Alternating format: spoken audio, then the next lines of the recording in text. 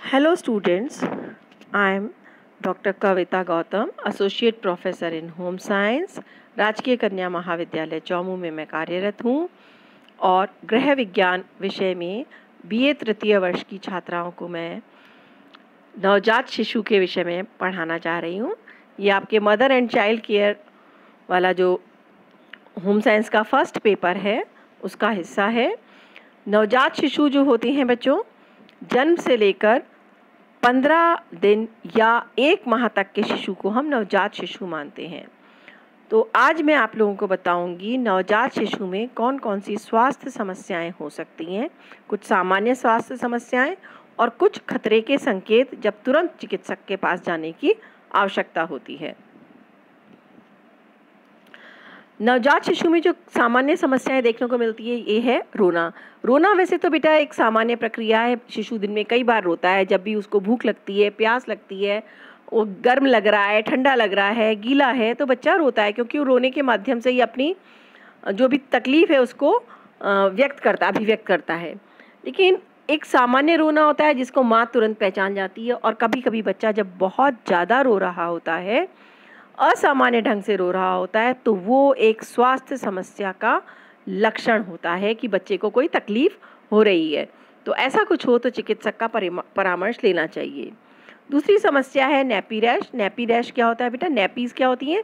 जो बच्चों को हम अंडरवियर पहनाने की जगह, पैंटी पहनाने की जगह हम लोग उनके जो कपड़ा बांधते हैं, जिसे लंगोट, पोतड़ा, अलग अलग प्रांत भाषा में अलग अलग बोला जाता है, उसे नैपी कहते हैं। तो नैपी वाले स्थान पे जब रैश हो जाता है तो उसे हम कहते हैं नैपी रैश। ये एक बहुत ही कॉमन प्रॉब्लम होती है इस अवस्था के बालकों के लिए, क्योंकि बच्चों की त्वचा बेहद कोमल होती है और बालकों की जो मूत्र होता है, मूत्र के अंदर यूरिया नामक एक पदार्थ होता है। ये जब बैक्टीरिया के संपर्क में आता है तो अमोनिया में परिवर्तित हो जाता है। और ये बैक्टीरिया कहाँ आता है? शिशु की त्वचा से आ सकता है या गंदी नैपी से आ सकता है, और ये बैक्टीरिया मिलकर उसको अमोनिया में परिवर्तित करता है। अमोनिया जब त्वचा के संपर्क में आता है तो शिशु को बहुत तेज जलन होती है, वहाँ का स्थान रेड हो जाता है। इसे ही हम नैपी रैश कहते हैं। इससे बचने के तरीका यही है कि बच्चे की नैपी को बार बार चेंज किया जाए। डायपर पहना रहे हो तब भी उसको फ्रीक्वेंटली चेंज करना चाहिए। उस स्थान को साबुन पानी से अच्छी तरह वॉश करना चाहिए। और बच्चों की त्वचा के ऊपर सिकुड़न सी रहती है, तो एक एक जोड़ को वाले स्थान को खोलकर वहाँ पर सफाई करने के बाद उसको सुखाना भी उतना ही आवश्यक होता है। बिल्कुल सॉफ्ट कपड़े से उसको सुखाना चाहिए। और उसकी जो नैपी है उसका हमेशा ध्यान रखना चाहिए। उसको निसंक्रमित अच्छी तरह साबुन पानी से धोइए और उसे धूप में सुखाइए, जिससे वो निसंक्रमित हो सके। और आवश्यकता हो तो वहाँ पर कोई क्रीम का इस्तेमाल किया जा सकता है। तीसरी समस्या है त्वचा रैश का। त्वचा पे अक्सर चेहरे के ऊपर जहाँ बच्चे का चिपचिपा रह जाता है, मुंह या गर्दन पे जहाँ पर उसके पसीने वगैरह आते हैं, वहाँ पर भी बच्चे के रैश हो सकता है, चकत्ता सा बन सकता है।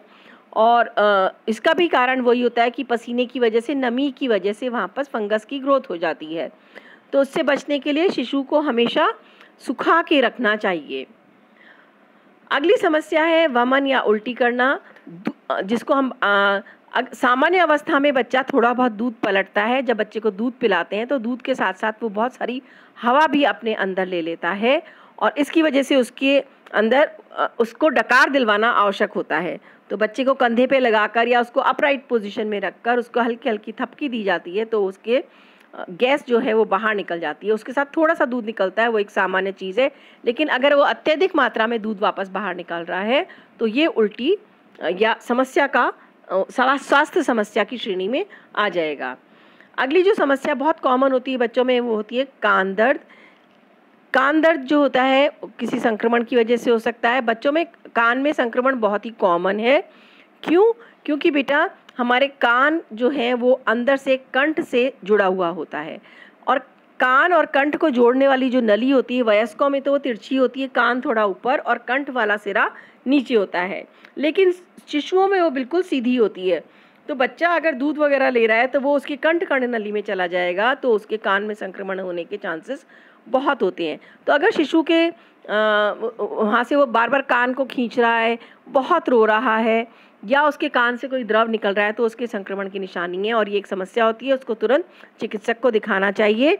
और इससे बचने के लिए माँ को विशेष रूप से ध्यान रखना चाहिए। उसे लेट कर बच्चे को दूध नहीं पिलाना चाहिए, जिससे बच्चे का कान एक तरफ नीचे हो। बच्चे को थोड़ा सा ऊंचा होल्ड करके ही दूध पिलाना चाहिए। गर्दन थोड़ी सी ऊंची रखी जाए तो ये समस्या नहीं होगी। फिर बच्चों में कब्ज़ की समस्या बहुत ही कॉमन समस्या है। वैसे तो शिशु का आरंभ में, नवजात शिशु जब होते हैं उनका आरंभ में बहुत जब अगर वो स्तनपान सही ढंग से ले रहे हैं तो उनको 1-2 दिन तक काफ़ी बार पॉटी आती है उनको। और वो पॉटी जो होती है वो ग्रीन कलर की चिपचिपी सी काली काली सी होती है, अक्सर 1-2 दिन के लिए। और लेकिन कभी कभी क्या होता है, ये बड़ी सामान्य चीज़ है, 2-3 मोशन उसको एक दिन में हो जाए। लेकिन अगर उसको पर्याप्त मात्रा में तरल नहीं मिल रहा है तो बच्चे को कॉन्स्टिपेशन या कब्ज हो सकता है। अगर 48 घंटे तक बच्चे को पॉटी नहीं हो रही है तो वो एक समस्या हो सकती है, और ये एक स्वास्थ्य समस्या हो सकती है जिसका चिकित्सक से परामर्श लेना चाहिए। पेट दर्द भी बच्चों में बहुत ही कॉमन है, क्योंकि बच्चों की एक तो पाचन तंत्र बहुत ही अपरिपक्व हो रहा होता है। उनके अगर ऊपर का दूध दिया जाता है तो उसको पचाने में उनको कठिनाई आती है। फिर माँ के गर्भ के अंदर तो उनको स्वतः सारा पोषण मिल रहा था, अब उनकी पाचक नाल को काम करना आरंभ कर रहा है तो वो अपरिपक्व होती है, इसलिए उनके पेट में दर्द हो सकता है। ये भी हो सकता है कि उनकी पाचक नाल में बैक्टीरिया की प्रॉपर पर्याप्त मात्रा नहीं हुई है, तो इन सब कारणों से भी उसके पेट में दर्द होता है। इसके लिए बच्चे को, अगर बच्चा रो रहा है निरंतर, तो चिकित्सक से परामर्श लेकर और उसके अनुसार कार्य करना चाहिए। फिर फूले हुए स्तन, बच्चों के जो नवजात शिशु होते हैं उनके अक्सर 2-3 दिन के बाद में उनके जो स्तन होते हैं, बॉयज़ और गर्ल्स दोनों में देखी जाती हैं, वो फूले हुए हो सकते हैं। इसके लिए किसी चिकित्सा की आवश्यकता नहीं है, ये बिल्कुल सामान्य चीज़ है। और 2-3 दिनों के बाद ही ये वापस सामान्य उसमें चले जाते हैं। ये क्यों होते हैं बेटा? क्योंकि हमारी जो ग्रंथियाँ होती हैं माँ के रक्त के अंदर, तो उनको ईस्ट्रोजन हार्मोन स्वतः मिल रहा होता है। अब वो हार्मोन मिलना बंद हो गया है तो ग्रंथियाँ अब सक्रिय होती है, इसलिए ये ऐसा होता है। और कभी कभी इसी वजह से जो नर शिशु होते हैं उनके जननेंद्री में सूजन हो सकती है। शुक्राशय वाला स्थान जो होता है उसमें भी सूजन हो सकती है, लेकिन ये कुछ ही समय में अपने आप समाप्त भी हो जाती है। अब आप देखिए कि वैसे तो बच्चों जब भी शिशु होता है तो डॉक्टर्स उनको बोलते हैं आपको हर 2 माह में चिकित्सा इसको परामर्श के लिए लेकर दिखाने के लिए लाना चाहिए। फिर क्या होता है, इतनी फ्रीक्वेंटली उन लोगों को टीके वगैरह लगाने होते हैं, तब भी डॉक्टर के पास जाते हैं तो डॉक्टर उनका स्वास्थ्य का परीक्षण कर लेता है। तो सामान्य चीज़ है, लेकिन कुछ बच्चों के लिए या कुछ विशेष परिस्थिति में नियमित रूप से स्वास्थ्य परीक्षण कराना अति आवश्यक हो जाता है। किन किन परिस्थितियों में? सबसे पहले, अगर बच्चा समय से पूर्व हो गया है, मतलब पूरा 9 माह का ना होकर वो 8 माह या 7 मासा हो गया है, तो उसको बार बार चिकित्सक को दिखाना आवश्यक हो जाता है। या जिस शिशु का जन्म भार 1.5 किलो या इससे कम होता है, वो शिशु कमज़ोर होते हैं, उन्हें प्रीमेच्योरी माना जाता है, उन लोगों को भी, उन शिशुओं को भी चिकित्सक से नियमित परामर्श के लिए ले जाना चाहिए। दूसरी समस्या है बच्चे का जन्म के तुरंत बाद ना रोना। बच्चा जन्म के बाद जब रोता है तभी वो सांस लेना आरंभ करता है। अगर उसने श्वास नहीं लिया है, रोया नहीं है, मतलब उसकी श्वास प्रक्रिया शुरू नहीं है, तो तुरंत चिकित्सक को दिखाना होता है। या फिर बच्चों में सब सामान्यतः आजकल सब बच्चों में पीलिया होता है, क्योंकि उनको कोई सूर्य का प्रकाश तो मिलता नहीं है माँ के गर्भ में, तो वो हल्का फुल्का पीलिया लेकर सब बच्चे पैदा होते हैं, लेकिन वो कुछ दिनों में ही उनकी त्वचा का रंग सामान्य हो जाना चाहिए, हल्का हल्का गुलाबीपन लिए हुए हो जाना चाहिए। अगर ऐसा नहीं होता, इसके विपरीत उनकी त्वचा में पीलापन बढ़ता जा रहा है, तो पीलिया की अवस्था में शिशु को, मतलब फिर वो बड़ी गंभीर स्थिति हो जाती है और उसे चिकित्सक के पास ले जाना चाहिए, क्योंकि कभी कभी इतना पीलिया बढ़ जाता है कि उसका खून बदलना पड़ता है शिशु का पूरा। या शिशु को किसी प्रकार का कोई संक्रमण हो, ये तुरंत जन्म के बाद ही जब डॉक्टर देखते हैं पता चल जाता है, उसको कोई भी समस्या होती है तो कोई संक्रमण होता है, किसी भी प्रकार का संक्रमण हो तो शिशु को बार बार डॉक्टर के पास लेकर जाना चाहिए। या जिस शिशु को वेंटिलेटर पे रखा गया हो, वेंटिलेटर मतलब श्वास देने वाली मशीन पे रखा गया हो, उन शिशुओं को भी नियमित परीक्षण की आवश्यकता होती है। या बालक के अंदर कोई जन्मजात विकृति होती है, चाहे वो उसके नर्वस सिस्टम से संबंधित हो, चाहे वो कोई शारीरिक विकृति हो, तब भी शिशु को नियमित रूप से चिकित्सक से परामर्श के लिए लेकर जाना चाहिए। अब कौन कौन से ऐसे लक्षण हैं जो आरंभ में तो सामान्य दिख रहे थे, लेकिन फिर भी कुछ ऐसे लक्षण हैं जिनसे पता चलता है कि अब चिकित्सक के परामर्श की आवश्यकता है।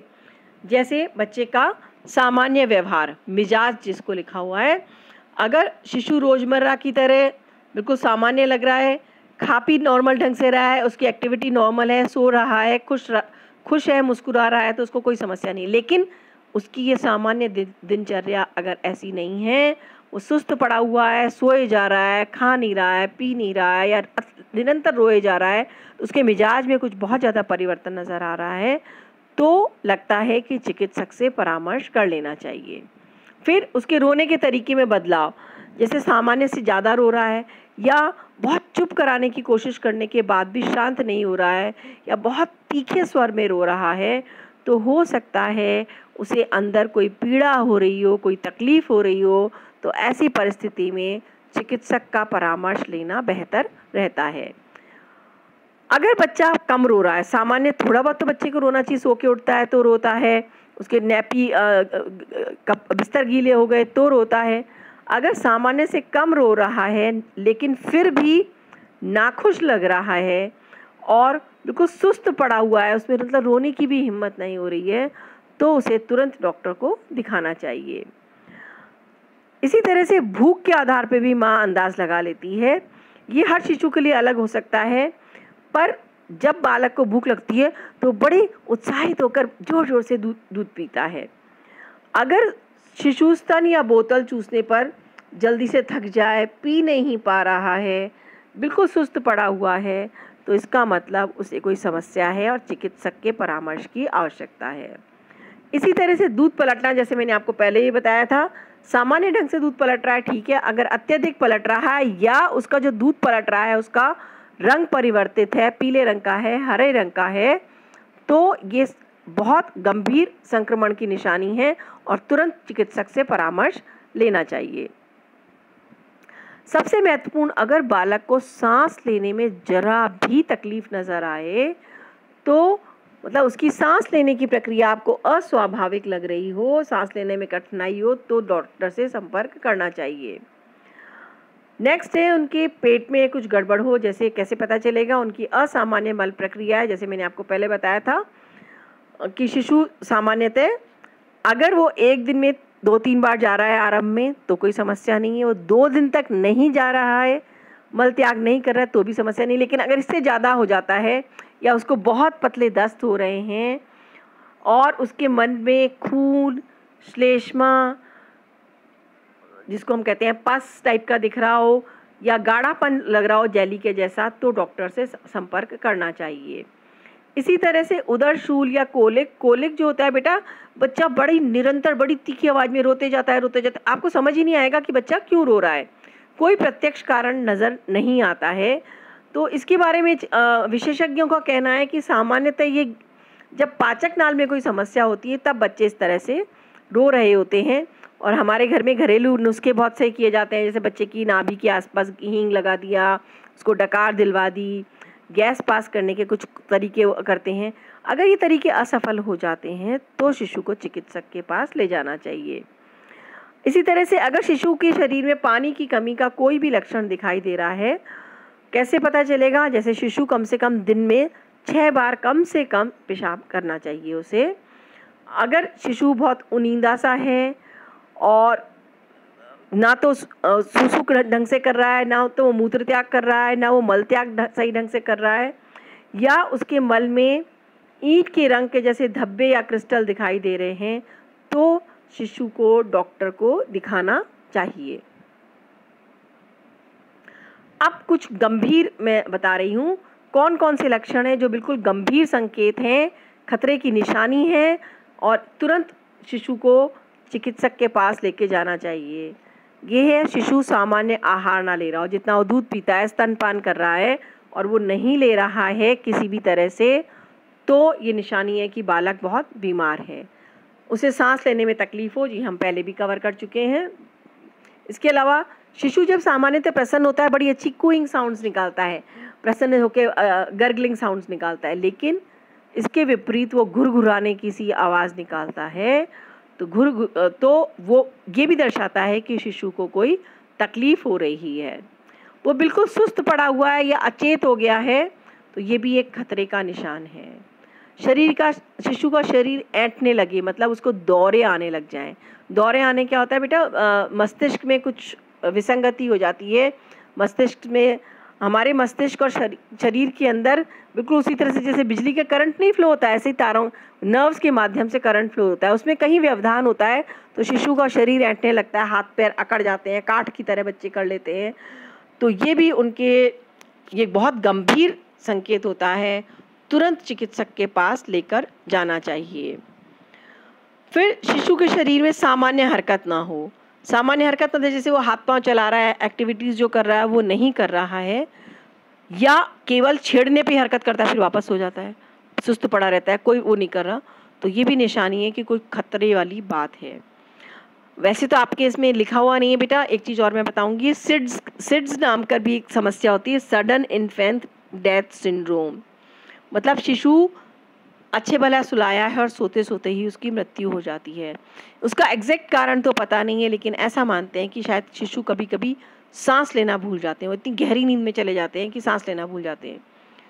तो इसके लिए होता है कि माँ को बार बार चेक करते रहना चाहिए और शिशु को हमेशा करवट देकर सुलाना चाहिए या पीठ के बल सुलाना चाहिए।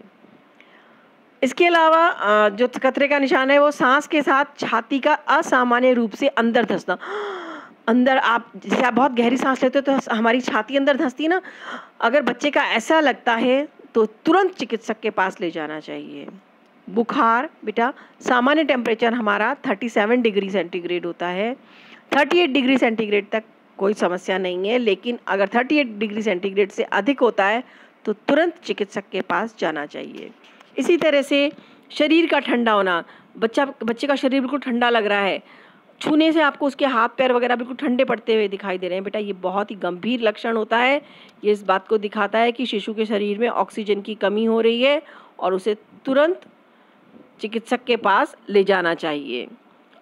शरीर का नीला पड़ना, ये ऑक्सीजन की कमी का लक्षण है।